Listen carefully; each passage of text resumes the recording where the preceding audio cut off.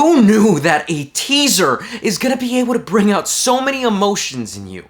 Because right now at this very moment, I think I've got like, you know, some excitement going on, definitely some high expectations, but there's also like a little hint, a smidgen of disappointment. All of these different things swirling around in my mind all at once. So yeah, you can pretty much guess it's a bit of a mess up there. But right now, there is one thing I can really narrow down on. One thing, one idea that I can clearly say. And that is that I think that Fate, Strange Fake, Whispers of the Dawn is a goddamn masterpiece. This is the prologue of all prologues. I mean, seriously, this is a stellar start to this series. A series that we expected we were getting, but it wasn't confirmed until this came out. And honestly, I couldn't be more hyped for the rest of this series. Hi guys, I'm Bayfun. And to come out clean here, I'm not the biggest Fate fan. My journey with the franchise started with Unlimited Blade Work, so I mean, put me where you will in whether I'm a true fan or not, because I didn't watch it in your chronological order. It's a whole mess, so I mean, I don't even want to begin on what you should watch first and what you shouldn't watch first, stuff like that.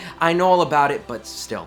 I haven't jumped in with any of the light novels, the web novels, I haven't even played the games for a matter of fact. But I have done a decent amount of lore digging. But after watching a big chunk of these animes, I'm fully invested. It's a series that I really like, and I think that if someone really gives it an earnest shot, they can really understand where everything really fits in together. But I didn't expect at all that Fake Strange Fate was gonna be pretty much the climax of everything, because right now, that's how it feels from being set up. And I feel like I should talk about who should be watching this series, because, you know, everyone cares about where you're gonna start with Fate. But I think it doesn't really take all too much to really understand. You don't have to catch up on every little tiny tidbit of information for you to gain maximum enjoyment of this. In my opinion, as humble as it may be, I think that if you watch the main original just Fate series, like Heaven's Feel, stuff like that, you're probably gonna be fine with this. I think just watching those is like the prerequisite to understanding the rules and what is gonna really happen here. Because since you pretty much get a pretty great explanation to the things that are happening around, you're not really gonna understand like, oh, what are the other Holy Grail Wars and stuff like that if you just jump in as this being your first Fate anime.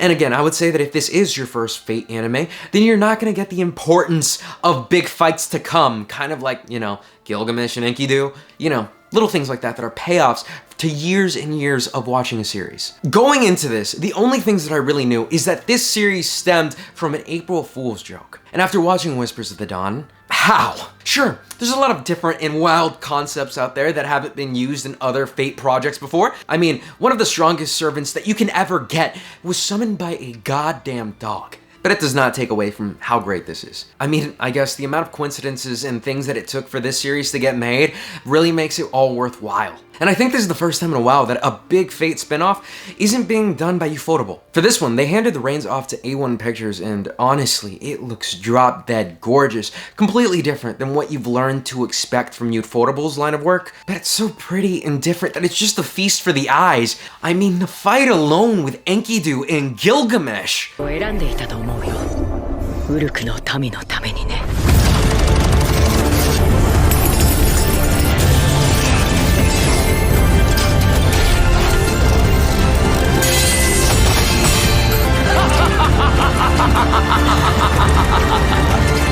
I will melt every time that I watch this scene. It fried my brain and also rewired it at the same time. It was gorgeous, even though we only got a glimpse of what their real power can really do. This battle's been teased for I don't know how many fucking years. And again, I think the hype is pretty real for this. But this hour-long special really does a fantastic job introducing the wide array of characters that we're gonna be following for this series. Even though our true protagonist might not be someone that we're familiar with yet. I heard that her and her summon Richard are some of the most likable characters in this entire franchise, so I mean, I've also, again, got high hopes there too. But nevertheless, flat. Anything but, really. I mean, this guy is a bundle of energy. And as we see him being portrayed as very immature and kind of dumb, he's also incredibly overpowered. I mean, so much so that he pretty much summoned a servant from nothing. I guess he just plays by his own rules. I didn't watch the Case Files anime, so I know I would be more familiar with him if I did, but I mean, this would still be a great introduction regardless. Then you've got like the goddamn National Wizard Society of the US of A out here dealing in straight lead and not magical spells. You know,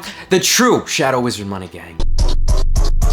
Shadow Wizard Money Gang. We love casting spells. But it's just hilarious to see these mages just getting completely murked. I mean, the fact that this takes place in the US adds an even deeper layer of just chaos about what the hell is really going on here. Snowfield, by the end of this, is probably just gonna be reduced to complete rubble. And aside from that, we've also got different factions in the city as well. We've got Native Americans over here, we've got cops over here, we've got the fucking underworld, we've got pretty much every player that could be here right now. And I think that pretty much every single one of their introductions is badass. Tina just completely evaporating the original summoner for Gilgamesh is just incredible. I mean, really, who is someone to disrespect the King of Kings? And I think that the chief officer, who I think his name is like Orlando, looks to be like one of those stoic badass types, even though a lot of people aren't going to be paying attention to him, but more so that crazy chick that showed up a few scenes later. I say that because I think fans right now are probably going rabid about her. This deceptive lolly-ish character is probably going to steal the show for a lot of people. And that's to be expected. Weebs are weebs. Every character in this is likable, and I do not have a favorite on who I think should win. That's incredibly hard to decide. The dog, I need to protect them with my life. But then again, I'd love to see Flat just pet the dog. I'm sure things could work out. Then there's the little callbacks that come back every once in a while. In the beginning, you even get a callback to a Ryder, and that warmed my heart a little bit.